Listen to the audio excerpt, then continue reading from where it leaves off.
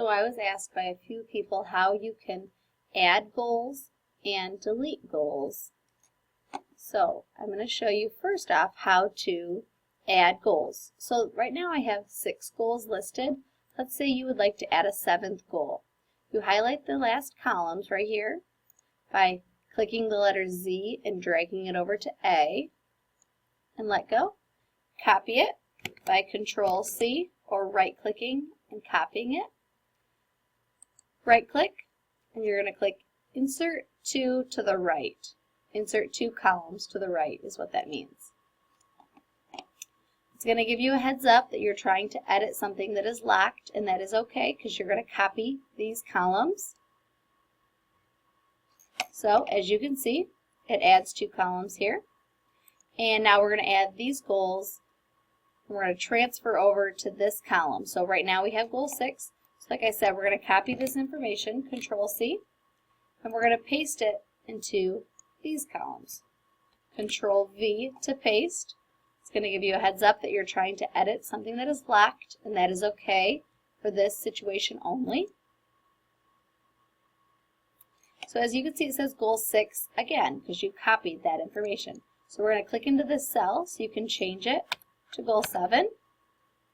And then if you notice, it takes us down here to the next box as soon as you click enter. And it says 0 because goal 7 has been targeted 0 times. Now I want you to pay attention to the formulas listed above. Okay, so I'm going to take you to the beginning. Goal 1, the first box here, this is your template, okay? So this is the information I do not want you to edit. I just want you to look at. So under goal 1, this first box that says 0, you'll notice a 1 right here in blue. And that is showing that this is for goal 1. If you click the box right here that says goal 2, come up to the top, you'll see a number 2. That is targeting goal 2. Come to the goal 3, you'll see the number 3. Goal 4, you'll see the number 4 in the formula. Goal 5, the formula will have a number 5. Goal 6 has the number 6. And now goal 7 still says the number 6 because we have not edited yet. This is the information we just copied. So we need to make this 6 into a 7. We're going to click OK because we are changing this formula. So now this box will be for goal 6, and this box is now goal 7, which is correct because we are targeting goal 7 here. We are changing this formula. This is how you add a goal. And when you add a goal, you have to change the formula that goes with it. Okay, now this will have to be changed for every single student. So how we do that is these are locked formulas. So in order now to take this information for goal 7, as you can see it says goal 7, the one underneath it says goal 6 still because it has not been edited yet. So you click the first box and you're able to click this little blue box in the corner. You're able to drag this information down and it will copy this formula to every student in this row. So you just drag it on down and you're going to paste that data into that row. And when you click any of these boxes here in this row, it will have a 7 because it's showing that that information is for goal number 7. Because it is in the column that says goal 7. Now to change this color, because you want each of the colors different, you'll select at the top here, and you can pick a different color.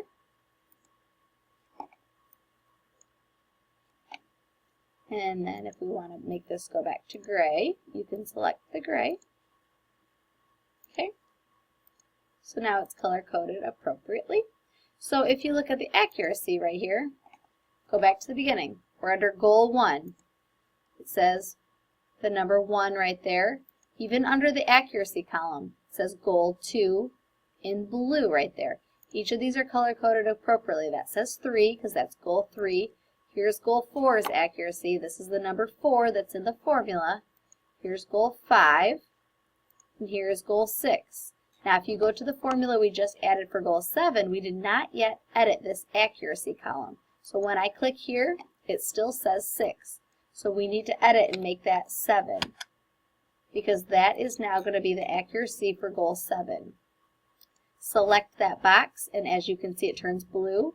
You grab the little blue box in the corner and drag that down to copy that formula to every student in the list, and it will paste it all the way down. So as soon as that goal is targeted, your data will calculate accordingly for each of your goals. Now you have noted goal 1 through 7. Let's say you don't have that many goals. You only have 5 goals, and you want to hide these columns because you'll never have 6 or 7 goals. You just select the column, and you can drag your cursor over to highlight them in blue, and you can right-click and select the button that says Hide Columns. Now, it always shows you this because you are trying to edit something that is protected. It just gives you this warning because it doesn't want you to delete something that you may potentially need later. But for hiding a column, they can always be brought back. So when I click OK, when you scroll over, you will only see to column X, which is goal 5, and Y, which is the accuracy for goal 5. But you will notice here at the top these little triangles, and this is what you click to get the information back if you do not want it hidden. And you scroll over and the goals will come back. But if you'd like to hide it, highlight the columns, right-click, Hide. Click OK, and they will be hidden. Okay? So I will click the triangles to bring those columns back so you can view them. And that's what that would look like. Now you will notice it says not applicable in all of these columns still, and that is because there are no student names listed and no data for this spreadsheet to calculate. Once the names are listed and there are goals to track, the goals will be calculated in the goal column and the accuracy will be calculated here in the accuracy column. Thank you.